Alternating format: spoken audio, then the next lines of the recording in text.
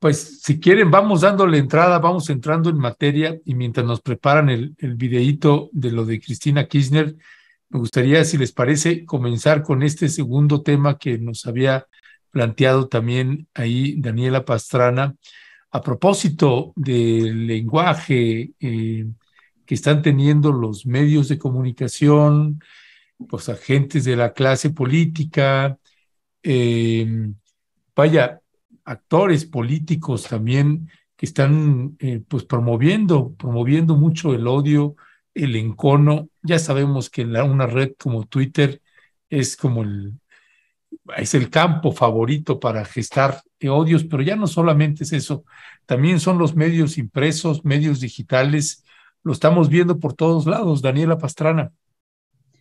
Sí, mira, a mí me parece un tema que es súper relevante porque si bien hablamos siempre de todos los actores políticos que están, pues, que son, y ya lo sabemos, tenemos clases políticas aquí en México y en América Latina muy irresponsables, que no miden sus palabras, que no miden los impactos que tienen, que se apoyan. En México, bueno, yo desde 2006 que se instrumentó esta campaña tan terrible del peligro para México, lo decía, había quienes me decían que estaba muy exagerada, yo decía, eso es un discurso, eso de las campañas no me acuerdo cómo le llaman, pero tiene un nombre en la mercadotecnia política, que es esta de que se va a los extremos, las campañas de contrastes, o no sé cómo le llaman, que dices, realmente hacen mucho daño, nos han hecho mucho daño, los políticos no lo han querido ver, no lo han querido aceptar, pero a mí lo que realmente me agobia, porque pues es la chamba en la que estamos y es con la que tenemos que estar peleando todo el tiempo, es el papel que tienen los medios de comunicación. Lo vimos ahorita con el plebiscito, con la aprobación, ¿no?, sobre la aplicación de la constituyente en Chile, ¿no?, cómo estuvo plagado de noticias que no eran noticias, de desinformación, de engaños que venían desde la prensa. Lo he estado viendo en Colombia muchísimo, también con muchas cosas, sobre todo en contra de Francia Márquez, pero que uno ve los noticieros, ves a las personas diciendo cosas y dices, pero qué capacidad de mentir, qué tremenda capacidad de mentir y de ligar la historia de la guerrilla y vi unos noticieros en los que estaban cuestionando al comisionado de la verdad que nombró Petro, ¿no? Y me parece que algo que no se ha discutido en esta semana, porque estamos muy inmersos en la política nacional, que el caso de Cristina Fernández de Kirchner, vicepresidenta de Argentina, es, digamos, ya el extremo de lo que se dice cuando vean las barbas del vecino, ¿no?, pon las tuyas a remojar, porque los niveles de agresión y los niveles de polarización en los que los medios han estado muy involucrados, bueno, habrá quien me diga que no los medios, sino el Clarín, el grupo Clarín, que tiene ahí el control total de los medios en Argentina, pues te llevan a que un intento de magnicidio, pues un atentado contra la vicepresidenta, entre en una especie como de normalidad en unas épocas en las que nosotros ya nuestros países deberían haber aprendido de todo el daño que hacen esas terribles polarizaciones que se generan y que se han generado y que han llevado a experiencias terribles de dictaduras y de guerras civiles. Y no, parece que vamos de vuelta, ¿no?, que vamos a la misma situación.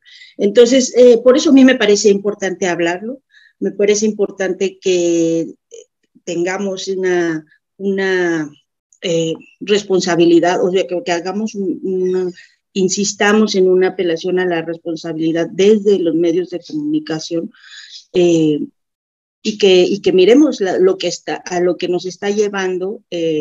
Nosotros publicamos, creo que ustedes hablaron con Iván Caín, un texto la semana pasada sobre las mentiras que había en torno a la Constitución de Chile, y uno de los académicos decía, tiene 388 artículos y son 388 posibilidades de mentir de los medios. de los medios tradicionales, de los medios corporativos, de los medios que tienen una agenda económica definida. Entonces, sí creo que ese es un tema que tenemos que discutir, que poner en la mesa y que estar muy alertas, porque a mí lo que ocurrió el viernes en Argentina y que pasó muy desapercibido por todas las cosas que hemos estado discutiendo del lunes para acá, me parece que es una llamada de alerta seria a los extremos a los que ya se ha llegado con este nivel de desinformación.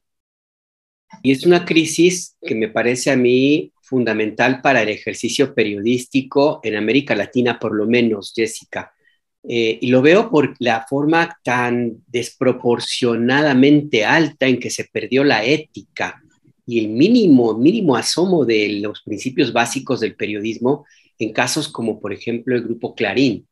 Yo veía al día siguiente o a los 2 días del fallido atentado en contra de la vicepresidenta Cristina Fernández, veía que el Clarín publicó una nota para enseñar a utilizar correctamente una pistola como la que utilizó el probable agresor.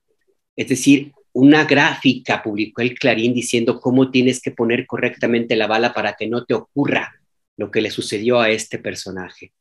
¿Qué piensas tú de hasta dónde se ha llegado esta confusión de la agenda? Yo no creo que sea agenda personal, esto ya supera inclusive la cuestión política y va a temas, no sé, de odio inclusive. ¿Cómo ves esto, Jessica? ¿Estamos en crisis en América Latina en el ejercicio periodístico? Lo que pasa es que en el caso de los medios, como que se ha dejado, o que sí creo que tendría que ser así, pero desgraciadamente todo se ha desvirtuado. Se ha permitido, digamos, que cada uno de los medios en los que trabajamos tengan como su propia línea editorial y no existe en realidad ningún código deontológico en el sentido profesional. Y lo digo desde esta labor que a mí me ha dado tanta felicidad y de la que vivo, porque en realidad tendría que haber, desde mi punto de vista, un mínimo de código deontológico que obviamente hay algunos países de América Latina que están más desarrollados en esto, donde se establezca, como bien decías, mi querido Nájar, las reglas mínimas que tiene que seguir la información profesional. ¿Y a qué me refiero? Digo, por citar simplemente a la BBC, que incluso hasta a ellos se les acusa de repente de bias, que en inglés significa de ser tendenciosos, y tú lo sabes, mi querido Nájar, y que porque trabajas ahí, que es simplemente que en la misma historia tú propongas las dos visiones de lo mismo, de una situación, tú establezcas por lo menos las visiones de los participantes en una historia, la que sea, y eso incluye sea historia de política, sea historia de seguridad, sea una historia rosa, en fin, una serie de cosas, y que en realidad no se ha hecho un código deontológico general que sea obligación de nosotros los periodistas seguirlo. Por supuesto que la labor de la universidad es que todos tengamos un mínimo código de ética a la hora de trabajar en los medios de comunicación, y también creo que representa todo un reto, lo que ocurre también con los nuevos espacios informativos, y lo digo informativos entre comillas, no de manera peyorativa, sino más bien que son, no sé si son entre noticieros, si es opinión, una serie de cosas que, por ejemplo, aquí en Rompeviento yo tengo más delineada ese tipo de cosas, pero hay otros espacios que de repente aparecen obviamente en Internet, que tampoco sabemos pues cuáles son sus reglas, ¿no? O sea, creo que es una cosa general por el número de información que ya tenemos, que prácticamente estamos procesando información todo el tiempo, que creo que sí tendría que haber unas reglas mínimas establecidas para poder establecer esta profesión, que se pueda hablar de información, porque la información tiene una definición muy clara, que es presentar un fenómeno, insisto, desde distintas partes, en fin, que podríamos hacernos cargo, me parece, de ello. Y creo que en ese sentido también tiene que ver desgraciadamente, y hablo por el caso de México, pero que en Colombia están un poco mejor, ya Dani nos dirá, pero la organización de las organizaciones periodísticas, pero los grupos periodísticos los grupos de periodistas más allá de los medios, o sea, que no sea solamente tu adscripción a un medio de comunicación, sino sea tu adscripción a alguna organización que obviamente no tenga pintas políticas, que no tenga, que sea simplemente para revisar la labor profesional, ¿no? Algo que se hace ya en otros países. En Estados Unidos se hace, pero también sabemos que eso cómo se traduce en los medios de comunicación, pero sí creo que hay que hacernos cargo de eso, que en realidad no hay lineamientos claros para esto. ¿Y qué es lo que provoca? Por supuesto que tendría que haber un mínimo de respeto, de que obviamente el Clarín no puede publicar una nota como la que comentabas, Alberto, porque esto incita a la violencia, ¿no? Como a veces se ha mencionado ahora que fue este atacante en Tennessee, que prácticamente puso el video a veces de cómo estaba atacando. Se tiene que hacer una discusión sobre todo esto y sí creo que los periodistas tendremos que hacernos cargo de establecer un mínimo para poder hablar de información, porque si se lo dejamos a los medios de comunicación, a los directivos de los medios de comunicación, estamos viendo el escenario que ocurre, me parece. Creo que tiene que ser primero un compromiso personal que tendríamos que asumir de organización y, por supuesto, de profesionalización, porque tampoco hay mucha profesionalización en el gremio, ¿no? La actualización, en fin, la serie de cursos. Creo que eso es algo que he platicado con muchos colegas, ¿no? Lo hemos platicado seguido y sé que también ustedes de todo lo que falta en ese sentido, ¿no? Ya, gracias, mi querida Jessica. Daniela Pastrana, es un problema continental, mundial, esta infodemia por un lado y por el otro, pues estos gestores de odios y de enconos.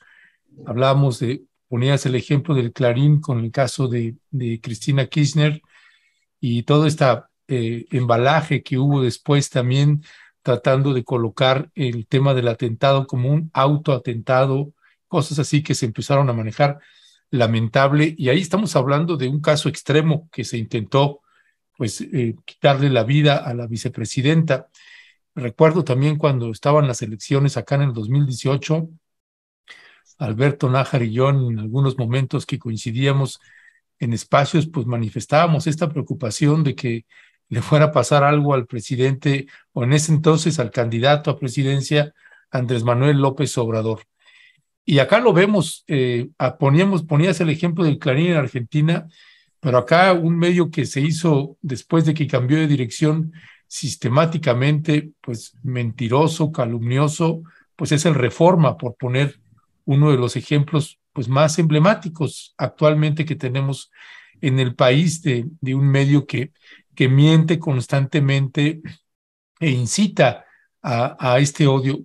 Pero me quedo pensando en este manejo que luego tenemos en las redes sociales, que me ha tocado leerte en algunos momentos cuando alguien te escribe algo muy agresivo por algún comentario que hiciste, Daniela, y tú dices, perdón, no, yo no entiendo de qué me está hablando, yo únicamente estoy colocando este y este tema, e intentas como calmar las aguas. Y acá, yo no sé si es un asunto, tengo esa impresión de pronto que los medios que tienen una inclinación de derecha son los que han estado promoviendo por largo tiempo estas campañas de odio.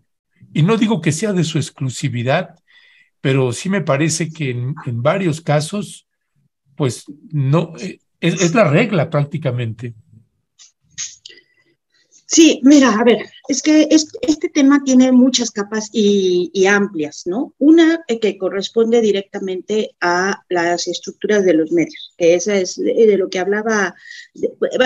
Primero, me voy a ir más atrás, al concepto que tenemos de libertad de expresión, porque siempre te dicen, es mi libertad de expresión, sí, pero la libertad de expresión, digamos que la literatura jurídica y la literatura legal y la literatura conceptual que hay en el mundo, o por lo menos en el mundo que conocemos, porque no conozco yo de códigos ni de leyes en Asia, por ejemplo, pero digamos, en el mundo occidental hay dos grandes corrientes, que es la de Estados Unidos, que se basa en su primera enmienda y que es la libertad de expresión. Puedes decir lo que sea mientras no pases a la acción, o sea, pero puedes decir lo que sea, eso es como su primera enmienda, la libertad de decir lo que quieras mientras no pases a la acción. En Europa, que han tenido pues, las experiencias de las guerras mundiales, el holocausto, unas experiencias tan atroces, te dicen no, o sea, ahí está castigada la apología del terrorismo, está castigado en muchas cosas, porque la idea es, no puedes tú hacer llamados desde estos espacios de micrófonos a cosas que generen estos odios, ¿no? O sea, uno no nada más es que no lo hagas, sino que no llames a hacerlo, ¿no? Y en México y en muchos otros países de América Latina, pues ni siquiera hemos llegado a esa discusión, porque ni siquiera hay una definición clara de qué es un periodista o de qué es periodismo. Ese es un tema que así estamos y tiene que ver con nuestra propia historia. Nuestra primera escuela de periodismo empezó en 1959, sí, que fue la de la Carlos Septién y la veracruzana, y 10 años después ya éramos escuelas de comunicación, a diferencia de otros países donde duraron 100 años con escuelas de periodismo, ¿no? Y se definió muy bien la caracterización de un periodista o del periodismo. Entonces, primero es eso, ¿cómo entendemos la libertad de expresión? Porque la libertad de expresión no es la libertad de insulto.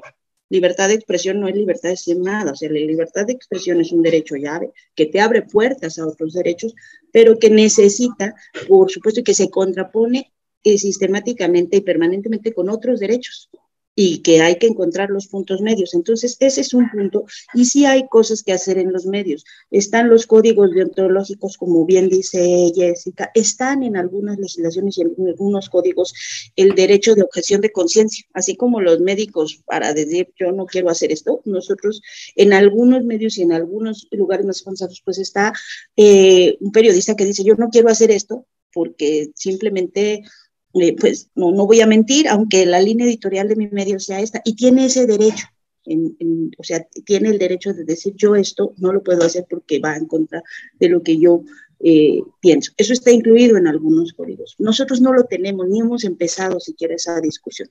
Y lo peor de todo es que no la empezamos, la discusión, o sea, que digamos que nos agarró sin tener esa discusión en la prensa formal. Cuando llegó Internet y entonces las redes sociales, pues creen que, o sea, se cree que tienes derecho a insultar, a agredir, a veces bajo la figura del anonimato, poder decir cualquier cosa, poder sacar incluso tus propios enojos o cosas, lo que quieras, ¿no? Y no es así. Entonces, llegamos muy mal preparados a esto. No solo es, pero es muy grave y no solo en los temas políticos. Lo vimos lo hemos visto con la pandemia. La desinformación mata, la no tener posibilidades de información mata. Y es muy común eso. Hay un concepto que se llama, a mí no me gusta porque tengo problemas con la palabra alfabetización, pero hay un concepto que creó la UNESCO hace unos 20 años que se llama alfabetización mediática informacional, que justo se trata de enseñar a las audiencias a distinguir cuáles son las noticias falsas, dónde consigues fuentes de información, generar audiencias críticas que tenga esta pedagogía de ida y vuelta con las audiencias, que es un tema que a nosotros, bueno, en la red lo hemos explorado mucho, nos interesa mucho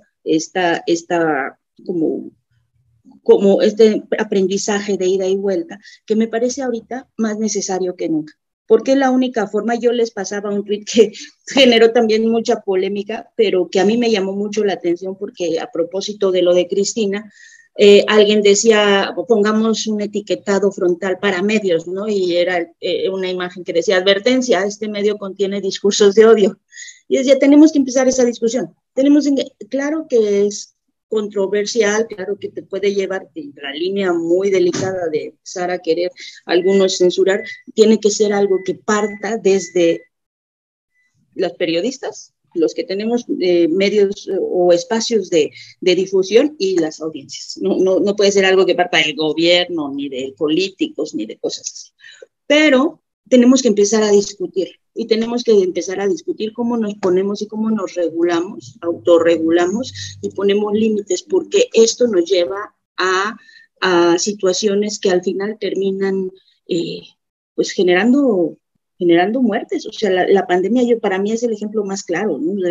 Puedes desinformar sobre un político, puedes acabarte la vida de un político con engaños, puedes afectar a la democracia, pero ya cuando engañas a la población con temas tan delicados como los de los de la salud, pues entonces ya rebasamos todos los límites posibles, y sí creo que necesitamos empezar esa discusión entre audiencias y periodistas para ver cómo empezamos a establecer límites y regulaciones, colegios, códigos que nos permitan pues evitar esto. Yo no sé si la opción sea ponerles el etiquetado, pero me pareció a mí que es una buena forma de empezar, ¿no? Ponernos etiquetados frontales ahí, decir, no, o sea, hay medios que tienen y que promueven el odio, y esos tenemos que advertir a la población y decir esto, aguas, porque constantemente, sistemáticamente nos están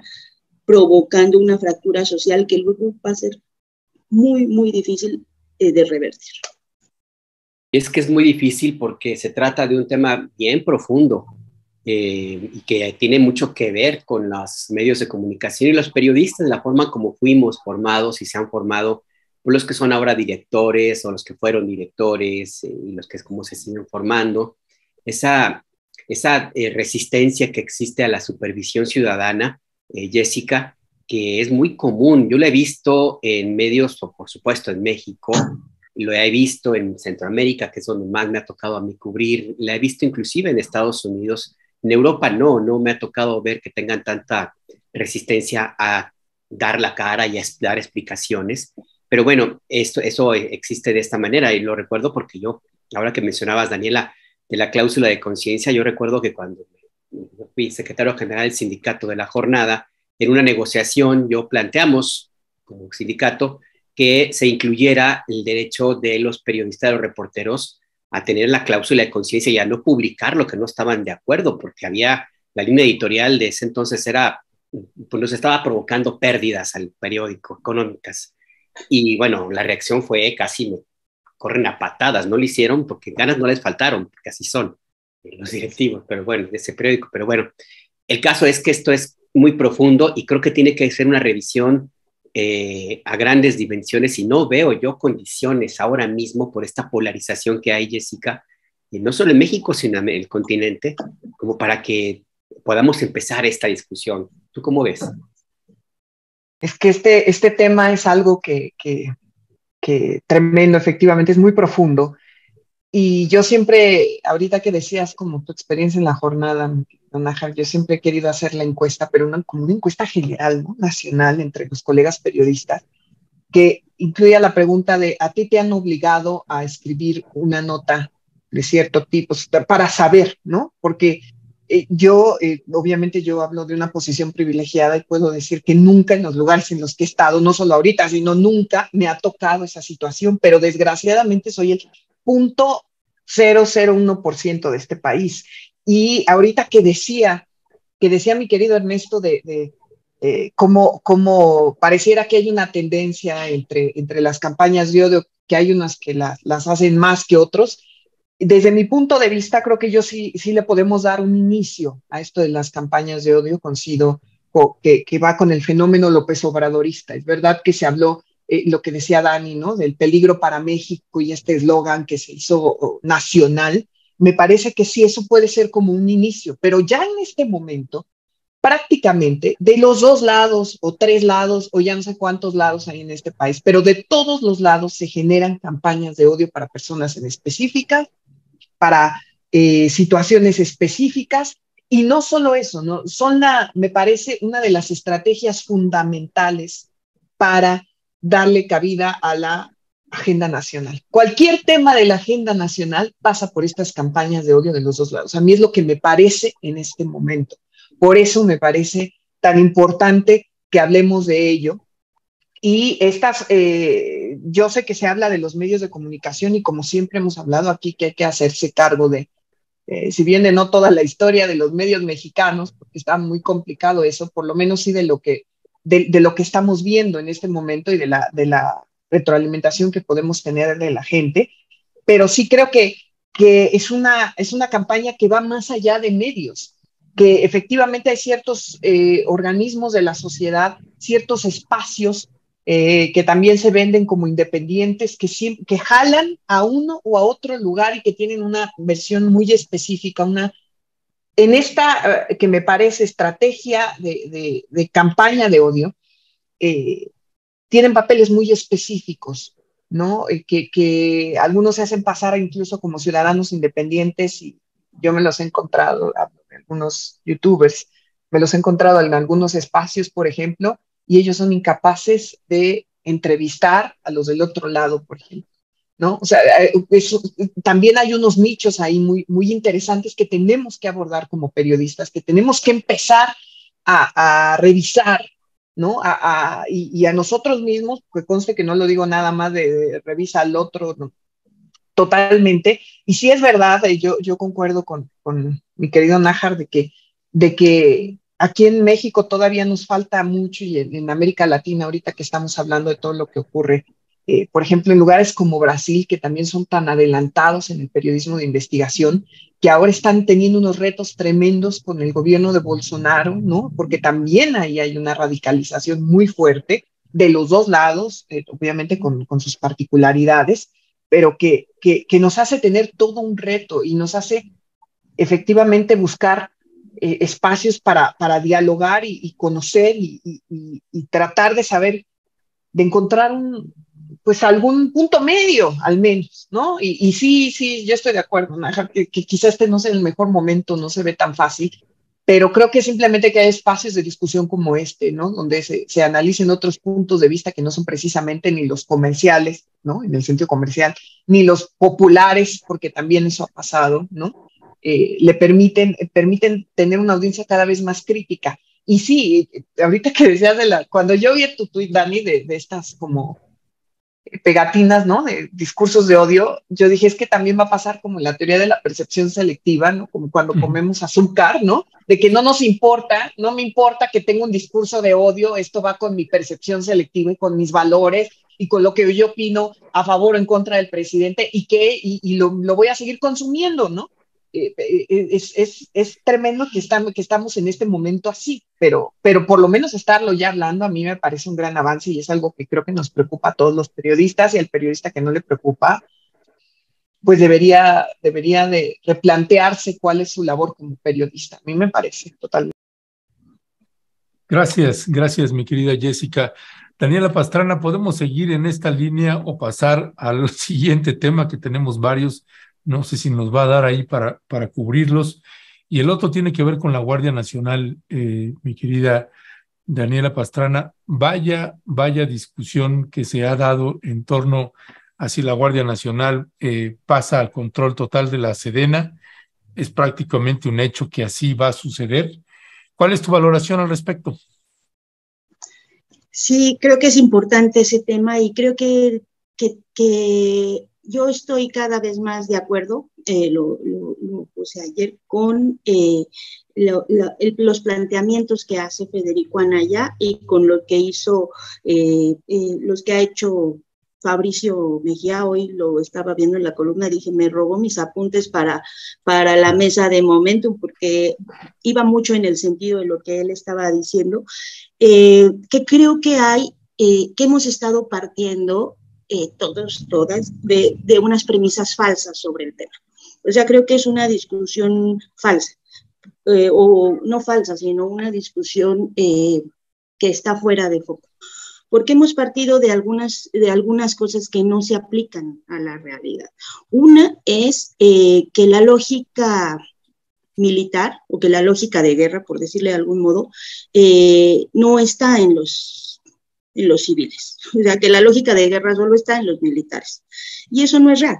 O sea, nosotros, creo que eso parte de que tenemos en América, pues, las sombras de las dictaduras de Chile, de Argentina, pero hay una diferencia enorme, porque en la dictadura de Chile, por ejemplo, Pinochet pues era el presidente. Digamos que el ejército se le rebeló al gobierno para atacar al gobierno comunista y derrocarlo. Y aquí, en los 70s, pues no, nadie se acuerda del jefe, del nombre de la defensa, del secretario de defensa y el secretario de Marina de Echeverría, porque todos sabemos que Echeverría era el hombre fuerte. En este país el ejército no actúa de forma independiente del gobierno, o sea, no derroca al gobierno, trabaja para el gobierno. Esa es nuestra historia desde que pues, tuvimos al último presidente general, que fue el general Lázaro Cárdenas. Entonces, en los 70s aquí, el que operaba, el ejército operaba las desapariciones, la guerra sucia, pues dirigido y aceptado y encabezado por un civil, porque los civiles en México, los dos, para mí los dos ejemplos de que los civiles pueden tener lógica de guerra, pues son el señor Luis Echeverría Álvarez y el señor Felipe Calderón, que es el que nos llevó a la guerra, y es un civil, y el ejército no hubiera ido a una guerra, el ejército mexicano, si el jefe civil, Felipe Calderón, no lo hubiera instrumentado, porque pues Felipe Calderón se siente como tiene este síndrome de soy Rambo y yo puedo contra todos, que es una actitud bastante machista y bastante patriarcal y bastante del hijo desobediente, y él y los civiles decidieron llevarnos a la guerra. Entonces, yo creo que pasa como con los temas de racismo, cuando las personas morenas pues, a veces son también muy racistas. Nos dicen la blanquitud es una actitud ante la vida, no tiene que ver con tu color de piel. Yo creo que también la lógica de guerra no necesariamente no es privativa de los soldados. O sea, la lógica de guerra también viene de los civiles, y en México han sido civiles los que nos han puesto en los dos momentos más oscuros de guerra de este país, que es la guerra sucia de los 70s y pues la guerra esta contra las drogas, que han sido en realidad guerras contra la población y dirigidas y encabezadas por civiles que tienen nombres y apellidos, y ojalá algún día, bueno, Echeverría ya se murió, pero pues todavía nos queda Calderón, algún día tengan una sanción por el daño que han hecho. Entonces creo que esa es la primera premisa falsa. La segunda premisa falsa es que hay que regresar, o que que tenemos que regresar a los militares a los cuarteles, cuando en realidad nunca se han ido. O sea, nunca se han ido. El secretario de la Defensa con Echeverría, este señor que era Cuenca, no me acuerdo cómo se llama, pero Cuenca, Hermenegildo creo, después intentó ser candidato al gobierno de la Baja California, pero pues se murió en la campaña. Antes de él, Marcelino García Barragán, de ese sí nos acordamos por el 68, y además porque es el abuelo de nuestro secretario de Seguridad Ciudadana, pues también fue gobernador de Jalisco. Si ampliamos el foco de lo que tú le mostrabas a Jorge Luis en esa muy buena entrevista que le hiciste sobre los mandos militares o de los exmilitares que están en procuradurías o secretarías de seguridad, vemos que prácticamente en todos los estados, en los últimos 30 años ha habido, aquí en la Ciudad de México, con gobiernos de izquierda. Cuauhtémoc Cárdenas nombró jefe de la policía a Rodolfo de Bernardi, que es un militar retirado, ¿no? Marcelo Ebrard a Mondragón y Calvo, ¿no? O sea, militares, y los hemos tenido conviviendo con nosotros permanentemente a las élites, no a las tropas, exactamente, pero las élites han convivido, han hecho política y han estado presentes en todos los gobiernos. De forma discreta, porque no ha habido quienes los manden a matar y a batir gente, que es lo que sí hizo Felipe Calderón. Entonces, creo que esa es otra premisa falsa, porque también la otra cosa que ha pasado, no con las élites, sino sí con las tropas. Perdón, ¿ahí cuál es la premisa falsa? Ahí, en esta primera que se... Pues que hay que regresarlos, regresarlos, pues nunca estuvieron encerrados. O sea, las élites militares han estado activas haciendo política, han sido candidatos, han estado en espacios de función pública durante todos estos años, ¿no? Han estado, todos hemos convivido alguna vez, en todos nuestros estados hemos convivido con algún procurador, coordinador de la ministerial, secretario de Seguridad Pública, gobernador, candidato a gobernador o lo que sea, que venga de las fuerzas militares. Entonces, en todos los estados ha pasado.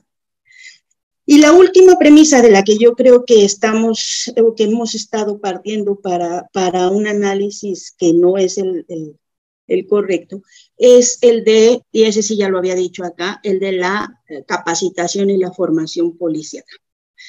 No nada más me refiero a las masacres que han organizado o en las que han estado involucrados policías municipales, que son la carne del cañón, y que han estado pues, en los últimos años en las masacres más horribles como las de los 72 migrantes y como las de Allende, que son donde ha participado directamente policías municipales. No nada más me refiero a esas, ni incluso a las estatales, que también tienen su historia, y para mí la más emblemática y la más terrible y la más dura es la policía que creó Javier Duarte en Veracruz, porque en la academia de policías donde se torturó y donde se desapareció pero a cientos de personas, y eso está súper documentado, la policía esta de Arturo Bermúdez, no solo esas, sino es que hay que irnos hacia atrás de lo que es ahora la Guardia Nacional. Desde su bisabuela, que es la Policía Federal de Caminos, y que se creó, creo que desde Abelardo R. Rodríguez, sí, creo que desde 1931, que General Cárdenas hizo militar y policía auxiliar y todo eso, el policía auxiliar militar, y que en los 70, ya creo que en 79, se convirtió en esto que conocíamos y que conocimos nosotros como la Policía Federal de Caminos. Yo ahí tengo una historia particular, familiar, porque era un tío y luego unos primos que estaban ahí, que estuvieron ahí, que eran comandantes, y que eran parte de la leyenda negra de mi familia, así porque yo sí puedo decirlo, era un cuerpo policíaco que eran, por lo menos mis tíos y mis primos, no tan cercanos, pero sí que querían mucho y que llegaban a mi casa o podían llegar a mi casa a ver a mi abuela, pues armados y todo eso,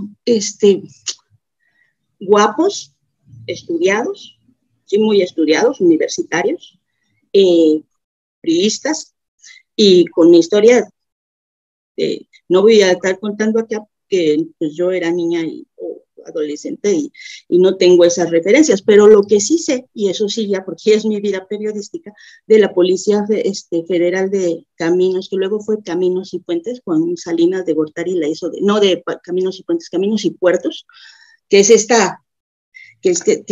ya tenía como todos esos controles, porque imagínense, caminos eran carreteras y puertos. Que por ejemplo en 94, en el asesinato de Colosio, pues era el grupo de avanzada, de élite, los que llevaban la avanzada de Lomas Taurinas, y eso se habla muy poco, pero eso era la Policía Federal de Caminos y Puertos, ¿no?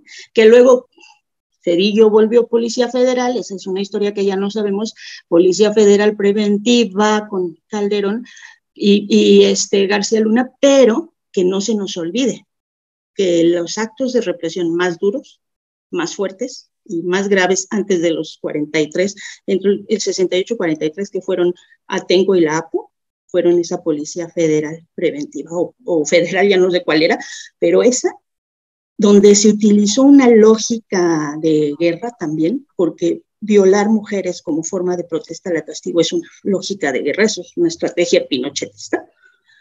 Y lo de la APO, bueno, eso fue la Policía Federal Preventiva. Esa es nuestra policía más formada, más de élite, no es la policía municipal que no tiene una formación, que los conocemos así como los más cuatitos, como los más cercanos o de proximidad, no es la policía estatal que depende de los gobiernos, ha sido la policía federal, esta elegante, porque esa sí me tocó ver a la federal de caminos estudiada, que también ha hecho eso, porque depende de quién les dé las órdenes y cómo les dé las órdenes. Entonces, para mí la discusión o lo que he alcanzado a ver es, o lo que entiendo o lo que he alcanzado a entender, porque ese es un tema en el que sí me he puesto a leer, ver, estudiar y todo, es la intención no es militarizar a la policía, sino policializar a los militares. Yo no sé si eso sea posible. Yo no sé si, pero lo que sí sé es que cuando las cosas no están funcionando como en un juego de fútbol, hay que cambiarse de lugar y hay que cambiar la estrategia. Y esto entiendo que es un intento de estrategia, la policialización de los militares, que no sabemos cómo va a funcionar, pero tenemos enfrente una enorme crisis de seguridad que hay que enfrentar y que hay que enfrentar con esos niveles de análisis, con esos otros parámetros de análisis, y no los que hemos usado desde mi punto de vista equivocadamente, ¿no? Porque esas premisas pues no son reales, o sea, sí depende mucho de quiénes les dan las órdenes a unos y a otros. Y el nivel de corrupción está en todos los niveles, ahí está el general Rebollo, Gutiérrez Rebollo, o sea, para no irnos más lejos, o sea, no tiene que ver con cuál es más corrupta, cuál es más disciplinada, porque pues nosotros conocemos unos exmilitares que se salieron de ahí porque no aguantaban la disciplina y porque tampoco es cierto que sean tan disciplinados, porque si no, no hubieran existido los Zetas. O sea, sí son mucho más disciplinados, eso es cierto, pero depende mucho de cómo es la estrategia. Ahora, yo entiendo que esta estrategia que se está implementando con estas más de 200 mesas que se juntan todos los días, 6 civiles y 3 militares a establecer regionalmente lo que se está haciendo, pues es finalmente la que define las estrategias y depende mucho si tú mandas a la gente a matar, que es lo que hizo Felipe Calderón y mandó a las marinas a matar, que tenían la instrucción de acabar con los Zetas, en su lógica, a cuando tú decides no hacerlo, ¿no? Que puede haber muertes, pero no esas. Yo me tengo que despedir, me gustaría mucho quedarme, pero tengo que atender un conversatorio sobre migración con la comunidad de las hermanas escalabrinianas y tengo que preparar todo lo que necesito. Así es que, híjole, qué pena que es un tema que a mí me gusta, me apasiona, porque además tengo un montón de observaciones a lo que dijiste, Daniela, pero ya habrá tiempo. Entonces, pues qué pena, me tengo que ir. Ernesto, Jessica, Daniela, cuídense mucho. Nos vemos pronto. Suerte, bye, bye. Alberto. Chau, chau. Un abrazo a las escalabrinas encantadoras, este grupo. Bueno, Jessica Cermeño, pues sí, ahorita Daniela hizo una amplia exposición. Ahorita tengo yo también algunas observaciones a los señalamientos que hacía ahí Daniela. Y hace rato que hablaban, bueno, no he leído el artículo de Fabricio, lo voy a leer. A mí lo que me sigue pareciendo que se sigue en parte del debate es que pues el discurso del presidente López Obrador ha sido, no es posible, la Guardia Nacional, el Ejército garantiza que haya disciplina, que haya orden, casi que no haya corrupción, que no haya desvíos de ningún tipo, ni abusos, ni excesos. Y si estuviéramos cercanos a eso, pues yo diría, órale, pero no estamos cercanos a eso tampoco, ¿no? Y creo que ahorita y ayer lo comentaba que ya al cuarto para las 12, a título personal, yo no comparto que, por ejemplo, a diferencia de lo que ahorita señalaba Daniela, pues nunca hemos tenido una policía federal preventiva ni una policía federal de caminos que el 75% de sus elementos sean militares, ¿no? Y que ese simple hecho garantice que no va a haber corrupción o que no se van a infiltrar el narcotráfico en cuerpos militares. Pero creo que es un error del presidente que no lo hizo al principio, no apostó por una policía civil. Entonces no la formó ni se intentó hacer eso. El punto, y me parece que el punto de inflexión que tenemos en el debate ahorita es, o es esta propuesta que hace el presidente, o nos quedamos sin policía. No hay, o sea, pues aquí esos dilemas éticos que dices, pues sí, pues en esta condición, faltándole 2 años al presidente de la República, pues sí, pues se tiene que quedar la Guardia Nacional. No hay más para dónde hacerse. Me preocupa muchísimo que no hay quien regule a las Fuerzas Armadas. Nadie. Y cuando digo, y aquí me estoy brincando al presidente de la República, porque un día nos va a tocar, pues que no es López Obrador, sino que va a llegar algo parecido a Felipe Calderón, o a Peña Nieto, o a Carlos Salinas de Gortari, o vete tú a saber, y va a ordenar este punto que colocó Daniela de dar la orden, ¿no? Y las Fuerzas Armadas, Fuerza Aérea, Fuerza Militar, Fuerza Terrestre y ahora Guardia Nacional, todos obedecen al presidente de la República. En teoría es así. ¿Cuál es tu valoración sobre esta decisión que tenemos ahorita en el país? Es que yo concuerdo más contigo, mi querido Ernesto, que contigo, mi querida Dani. Yo no creo que haya voy a intentar decirlo bien, policialización del Ejército y de la Marina, porque si eso fuera, en la iniciativa del presidente de la República se eliminaría el fuero militar, como bien dice Ernesto, si fuera ese el interés. Y dejarles el fuero militar. Pongamos un ejemplo, este video que se hizo viral porque en Periférico estaban buscando en las cajuelas, ¿no? A una persona, a una mujer que estaba secuestrada apenas hace unas horas, que al final afortunadamente la lograron encontrar. Pero ¿qué hubiera pasado si alguno de esos marinos, con la formación que tienen, hubieran cometido alguna violación a los derechos humanos o le hubieran hecho algo a alguien en uno de esos tantos carros que estaban en Periférico? No lo vamos a saber cómo va a ser su proceso porque tienen fuero militar. Y desde que yo tengo aquí en este gran gremio de los periodistas, es lo más difícil de reportear es saber qué pasa en un juicio militar, porque nunca sabes, en realidad está cerrado, como bien dice mi querido Ernesto, está cerrada la transparencia ahí. En realidad es una decisión del ejército mexicano cómo decide castigar a los soldados que ellos creen que cometieron una falta que ellos consideran después de sus procedimientos internos, porque todo es interno. ¿Qué ocurre con ellos? Entonces, desde ahí es un problema porque quienes vamos a ser objeto de sus acciones somos nosotros, quienes somos, porque ahí en eso estoy totalmente de acuerdo con Daniela, que en realidad ya son parte de la seguridad pública, ¿no? La Guardia Nacional, el Ejército, los hemos encontrado todas las veces que hay algún problema de seguridad, ellos están ahí. Pero nosotros no somos objeto de derecho ante ellos, porque tienen un fuero militar. Ahora, sobre este tema yo tengo un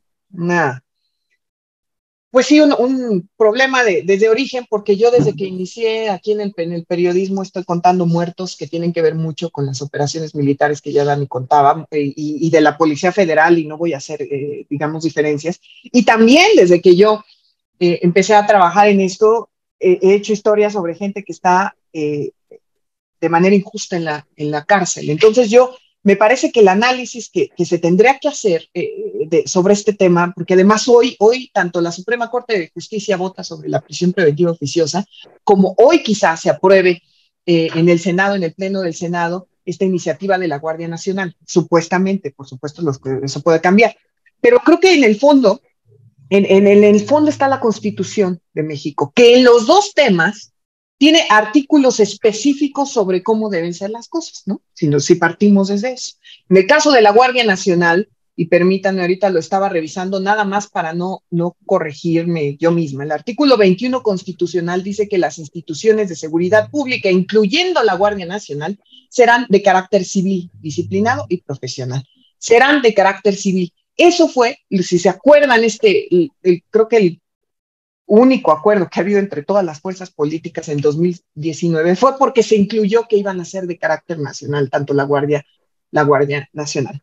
Entonces, yo entiendo y de verdad a veces hasta comparto los argumentos del presidente de la República, que estoy de acuerdo con Ernesto, que obviamente si se hubiera intentado hacer de otra manera, pues no serían tan irrebatibles estos argumentos y se hubiera buscado otra estrategia desde el principio.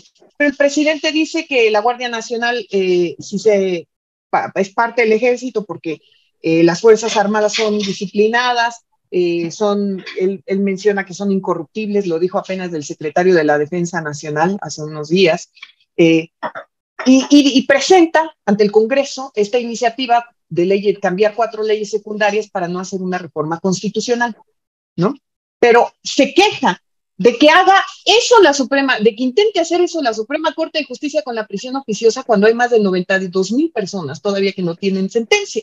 Lo que dijo hoy, cito textual a Ricardo, al subsecretario de Seguridad Pública, que si se quita la prisión preventiva oficiosa hoy, se haría un fraude a la Constitución por la vía de la interpretación y se haría una reforma constitucional por la puerta de atrás.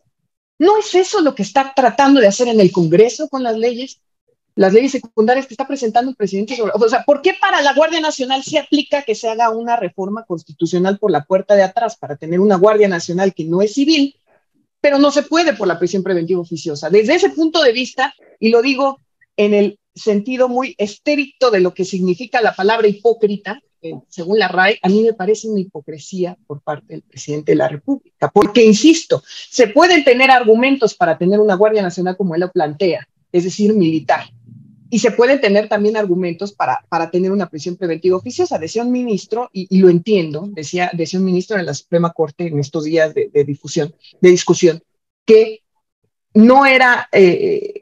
así la prisión preventiva oficiosa tuviera vicios de origen, no era el papel de la Suprema Corte cambiar la Constitución. Y por eso muchos ministros, que son mucho más cautos y pues obviamente deciden que no quieren arrancarle hojas, ¿no?, a la Constitución, una serie de cosas que dijeron. Pero del otro lado no hay ese recato. Del otro lado no hay ningún problema que se cambien 4 leyes secundarias, 4 leyes nacionales de este país para tratar de hacer una reforma constitucional que no existe. ¿Qué pasaría en una democracia sana? Lo que pasaría es que se tratarían de crear consensos en algo tan importante como es la seguridad pública, como algo que nos atañe a todos, porque hemos visto desgraciadamente cómo se encuentra el país. Creo que eso sería mucho mejor para tratar de entender la iniciativa presidencial, en lugar de que ponga en la sección de quienes quieren las mentiras, decir que no se está militarizando el país y que ese sea el eje. Porque creo, y más allá de la Guardia Nacional, que este país en muchas cosas ya está militarizado, porque ya no solo las construcciones de los aeropuertos y que controlen la seguridad de todos los aeropuertos, que controlen las aduanas, que controlen el transporte de vacunas. Entonces, a mí me parece que desde ese sentido sí se tendría que dialogar, ahorita que estábamos hablando de diálogos a nivel nacional, de qué es lo que quieren México, lo que se necesita en México para esto. Y yo, desde mi punto de vista, el primer pero que le pongo, como bien dice Ernesto, es que las Fuerzas Armadas se autorregulan y nadie sabe. Que me cuente un colega, los colegas que han tratado de reportear qué pasa en un juicio militar. ¿Qué pasa? Nadie sabe. Entonces, a mí es lo que me preocupa y me parece que se está moviendo con doble rasero, porque hoy vuelvo a repetir la frase, nada más ya voy a terminar, que sé que ya me tardé, que se haría un fraude a la Constitución por la vía de la interpretación, si se quita la prisión preventiva oficiosa y una reforma constitucional por la puerta de atrás. Todo eso, todo lo que ha dicho el presidente y lo que ha dicho el subsecretario se aplica también para la Guardia Nacional. Están haciendo una reforma constitucional por la puerta de atrás. Y es en lo que no quedaron que iban a hacer en el 2019. Por eso mucha gente, yo me incluyo, estábamos emocionados y de acuerdo de que se iba a ser un ente, un organismo que iba a ser civil, que no iba a traer todos estos riesgos con los que relacionamos a las Fuerzas Armadas, no solo en México, sino en toda América Latina. Y es lo que a mí me preocupa del caso, porque insisto, yo hay muchos argumentos que comparto con el presidente de la República sobre cómo están las policías civiles. Pero gracias. Gracias, mi me querida callo, Jessica. perdón. No, Yo quiero decir una cosa de sí, esto, sí, sí. porque me parece así, o sea, porque de verdad lo he pensado mucho.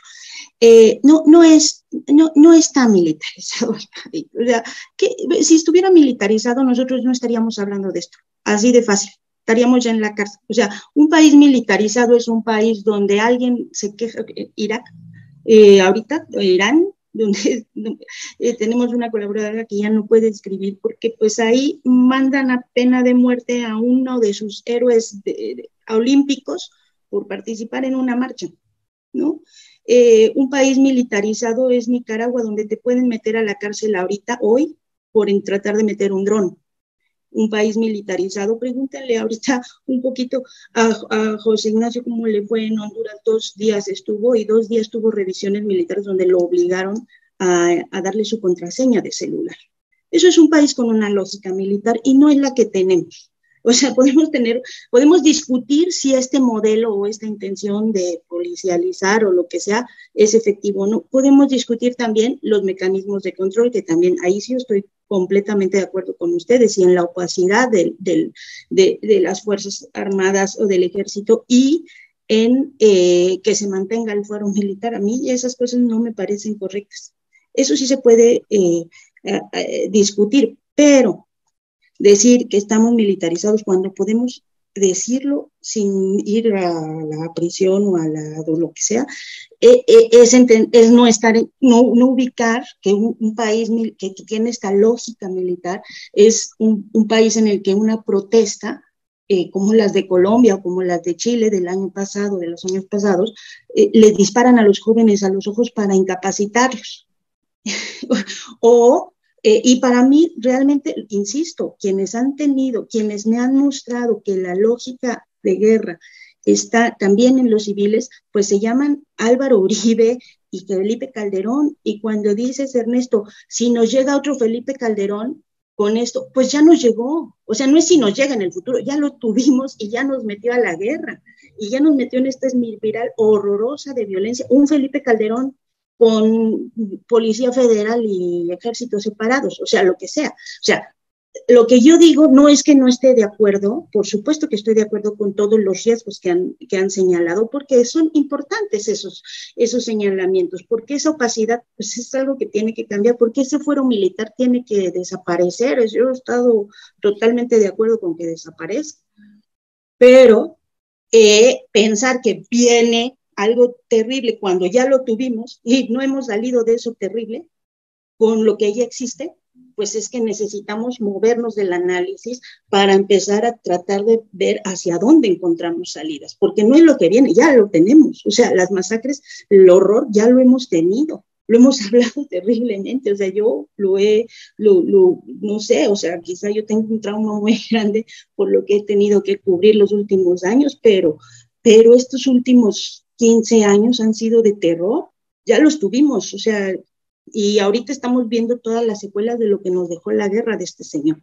Entonces, a eso es a lo que yo digo, o sea, que el análisis tenemos que mover para ver con lo que sí tenemos qué se puede construir. Yo la verdad es que muevo mi análisis solamente si quitan el fuero militar, o sea, porque si no es un blindaje tremendo. Es lo que yo creo, pero que estaba yo así. Es que es una cosa que me interesa mucho, por supuesto, ¿no? Que pase Sí. con lo que vemos todo el tiempo de seguridad. Sí, y yo coincido una parte de la que señala Daniela, otra no la comparto, de esto último que señalabas, Daniela. Una que sí, que el país no está militarizado, pues tal vez y bajo la definición o el concepto de militarizar o no, pues no hemos llegado hasta ahí, ¿no? Lo que hemos estado colocando es una seria preocupación del poder que pueden estar adquiriendo las Fuerzas Armadas durante esta administración, a diferencia de cualquier otra. Y no solamente es pensar en lo que ya nos pasó, sino en lo que nos puede pasar otra vez y de manera mucho más aguda, porque las Fuerzas Armadas de antes no tenían el control de las aduanas, es decir, todo lo que ingresa ahí, y es una institución pues permeable, no está sanforizada frente a cárteles de la droga, controlar todos los puertos más importantes del país, pues no es un asunto menor. Tener ahora una empresa que administra y opera pues el corredor transísmico y el Tren Maya, pues no es un asunto menor. Si ahora vemos a la Guardia Nacional, al Ejército y la Marina y a la Fuerza Aérea con un presupuesto pues infinitamente mayor que el que nunca antes tuvo en términos de porcentaje y en términos proporcionales. Sí, mi punto y mi enorme preocupación en ese sentido es, ¿y si se infiltra? ¿Y si nos toca otro Salvador Cienfuegos o un secretario Galván, ¿no? Como el que tuvo Felipe Calderón? O sea, el día que nos regrese un presidente con esas características, corrupto, con unas fuerzas armadas tan poderosas, tan poderosas, pues es lo que preocupa. Tienen también el control de la seguridad de todos los bancos de bienestar, que serán 3,000 al final del sexenio. Todo el control de la seguridad de todos los bancos de bienestar, de los puertos marítimos, de las aduanas, de los aeropuertos, ¿no? Pues, y ahora de la Guardia Nacional, es decir, no tenemos ya policía civil y no hay quien regule a las Fuerzas Armadas. Te tocó verlo a ti y a mí, Daniela, cuando estuvimos cuestionando el tema de este muchacho que fue asesinado en Nuevo Laredo, Tamaulipas, por el ejército mexicano. Y bueno, pues a mí me tocó ver la reacción. Había un maltrato, ¿no? Presidencial por haber tocado ese tema. Y había mucho enojo también por parte del jefe del Ejecutivo en ese sentido. Pero, ahora, si hablamos de la Guardia Nacional ahorita, sí, si ahorita me preguntas, oye, pues sí que se amplíe la presencia de la Guardia Nacional, esto que está proponiendo el PRI al 2028, pues no sé si hasta el 2028 o no, eso no lo sé, pero que se tiene que ampliar, pues se tiene que ampliar, porque no hay policías, ni siquiera en formación, ¿no? Si se va a hacer una transformación de esa guardia, de esta Guardia Nacional que tiene el 75% de elementos militares, si se va a ir creando un mecanismo para que se vaya transformando y se vayan incorporando más civiles, pues bueno, pues ya estaríamos hablando de una Guardia Nacional distinta. Y yo entiendo la cuestión de la inseguridad en el país. Pues, me ha tocado ir mucho a campo y me ha tocado verlo y son muchas entidades de la República que dicen, sí, que se quede el ejército, por favor, y en otras que por favor ya se vaya, ¿no? Y que se vaya la Marina de Nuevo Laredo y que se vaya, o sea, nos ha tocado verlo, ¿no? Claro, claro. Y por ejemplo, exacto, con el actual secretario de la Defensa Nacional, no movió las unidades de combate. El 27º Batallón de Infantería siguen igual, ¿no? Las unidades militares que llevan en Tamaulipas o en Coahuila o en Michoacán, ahí están. Tienes que mover las unidades de combate. Esas unidades que ya están contaminadas, que están permeadas, tienes así que sacarlas. Solo lo hicieron en Nuevo Laredo. Y ahora con ese poder que tienen, pues sí da miedo, pero entiendo la decisión del presidente, ¿no? Pero es más allá de, perdón Ernesto, pero creo que es más allá de entender o no las decisiones del presidente, sino de cómo, de a partir de dónde hacemos como los análisis. Y es que, por ejemplo, ahorita tú decías una cosa que mira, hablabas del enojo del presidente cuando le preguntamos del señor tercero, que claro, lo vimos. Y además ese significa que luego ya no quieres dar la palabra, por lo menos eso parece de pronto. Pero la diferencia es que ese enojo no te quiera dar la palabra y tienes tu canal. Con Felipe Calderón, yo no sé si ustedes recuerdan esa escena donde alguien lo increpó en una escena y llegó el Estado Mayor Presidencial y se lo llevó. Pero ese no es un tema de discusión. No, por eso, pero a lo que voy y lo que quiero decir con eso es que las implicaciones de un enojo presidencial no tienen nada que ver con un país militarizado. Y eso es donde estamos ahí cayendo en una trampa, desde mi punto de vista, porque estamos llevando la discusión. Claro que hay muchas cosas que criticar de este gobierno, muchas cosas. Pero yo no dije militarizado, precisamente. Bueno, pero esa es la palabra que se está usando. Y esa es la narrativa que está permeando. No, yo sí lo creo, yo sí lo creo, decía, con toda la palabra. Y no es la militarización, pero esto no tenemos esas implicaciones militares. Y cuando dicen nuevamente, yo creo que hay cosas que no se terminan de analizar, porque mover esas estructuras, yo no sé cómo sea de complicado, pero, por ejemplo, hay cosas que no vemos, como la desaparición del Estado Mayor Presidencial, que era el órgano de mayor control y de élite, fuerza, los 8,000 elementos de eso que controlaban la agenda presidencial y que se eliminó. Y eso no lo vemos en el análisis, porque el análisis nos limita o sea, mi punto es, a lo mejor yo estoy muy equivocada, no que estoy queriendo ganar un debate. Mi punto es, y es una preocupación, y creo que todos compartimos la preocupación de qué hacer. Yo escucho a Federico, escucho a Fabricio, coincido mucho en que estamos perdiendo el foco desde donde partimos del análisis, porque partimos de creer que los civiles tienen... el presidente se equivoca al decir que los militares son menos corruptos. Yo eso no lo creo. Yo creo que son tan corruptibles como los otros, pero nosotros en el análisis desde acá creemos que los civiles no tienen lógica militar, y eso creo que es una cosa muy equivocada. Creo que la lógica militar no tiene que ver con que sean soldados o no soldados, y que a partir de esa premisa equivocada, pues todas las demás cosas se nos mueven al análisis, porque lo que estamos haciendo es un análisis básicamente, porque en realidad es que nadie tiene ahorita una respuesta clara de cómo se resuelve el tema de la seguridad, porque pues por lo visto todo ha fallado, pero hay que tratar de ver hacia adelante qué sí puede funcionar y cuáles son las oportunidades que se pueden tener. Básicamente eso es lo que creo. No, a mí no me interesa ganar un debate, me interesa como pensar bien qué podemos hacer y qué se puede hacer y qué podemos construir con lo que sí tenemos para tener un análisis pues más certero, porque si tienes mal el diagnóstico, pues vas a tener mal la cura, ¿no? Sí, creo amigos, yo me tengo que ir corriendo, perdón, me tenía que salir hace 10 minutos, pero es que está tan buena la charla que yo nada más quiero decir dos cosas.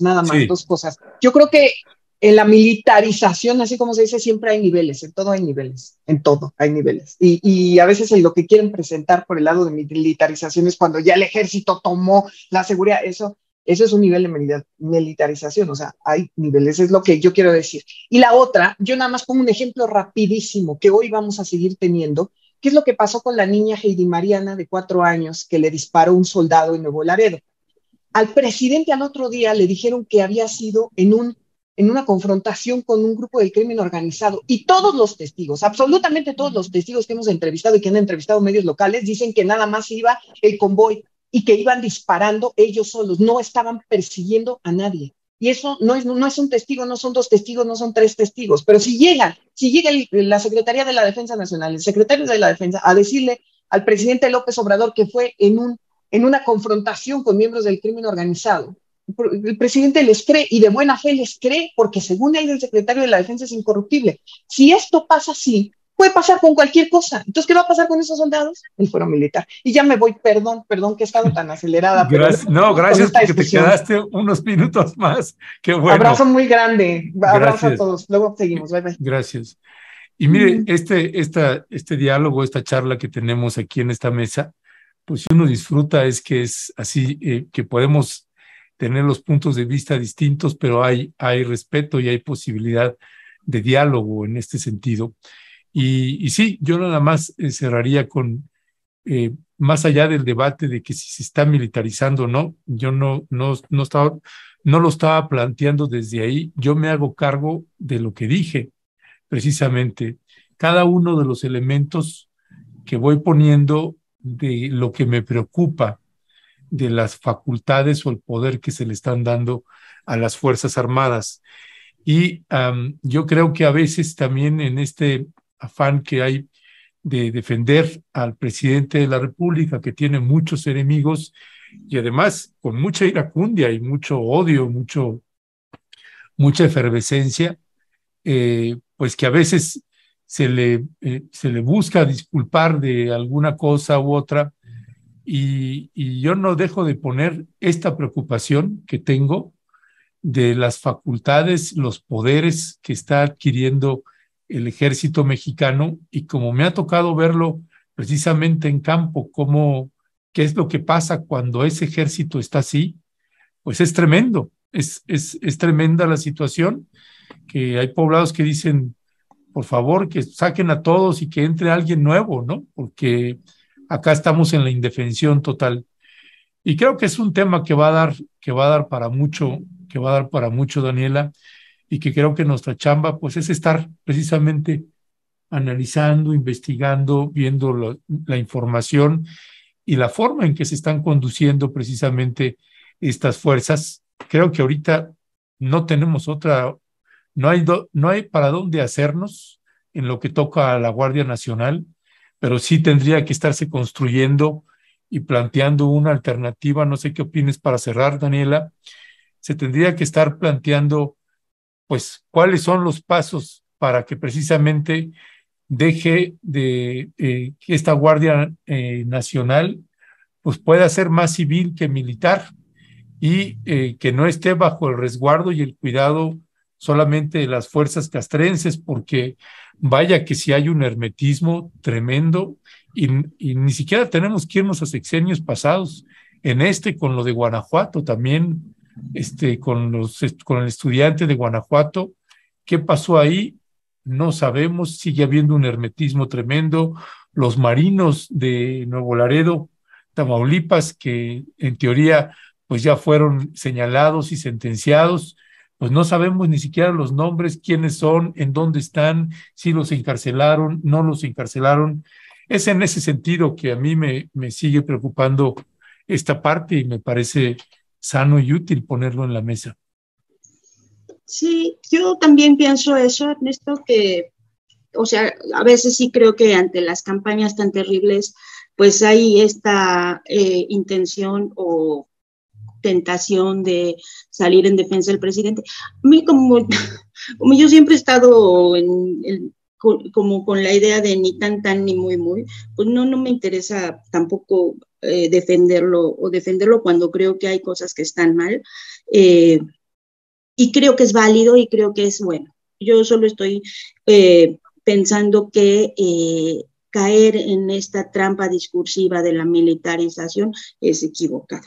Y creo que hay que aprovechar que no tenemos militarización para que en los próximos 2 años podamos seguir discutiendo qué cosas queremos construir en todos los espacios, también de seguridad, porque pues tendremos que exigírselo a quien sean candidatos, tendremos que decirles, o sea, ¿cuál es la ruta? Una ruta, pues ya la dijimos aquí, para mí eliminar el fuero militar es una cosa que tendría que ser prioritaria, o sea, que tendría que ser necesaria, abrir la apertura, o sea, podemos seguir discutiendo más, y podemos seguir discutiendo justo porque no estamos militarizados, porque no tenemos esa lógica. Y eso creo que hay que aprovechar. Y hay que socializar más, hay que cuestionar más a las distintas autoridades, a las que están, a las que quieren después ser candidatos, o sea, y hay que seguirlo poniendo en la mesa, porque hay quienes no pueden tener estas discusiones, eso te lo aseguro, y aquí mismo en este siglo y en este continente no están pudiendo tener esas discusiones porque pues justo tienen unos regímenes muchísimo más autoritarios.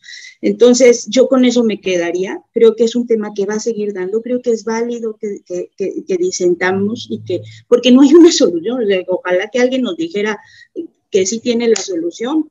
Pues no, está muy podrido todo, y la historia de corrupción y de cómo ha permeado el crimen en las estructuras policíacas y militares, pues ya la tenemos, pero tampoco podemos estar siempre nada más viendo solo los riesgos sin ver las posibilidades, porque entonces no podemos construir.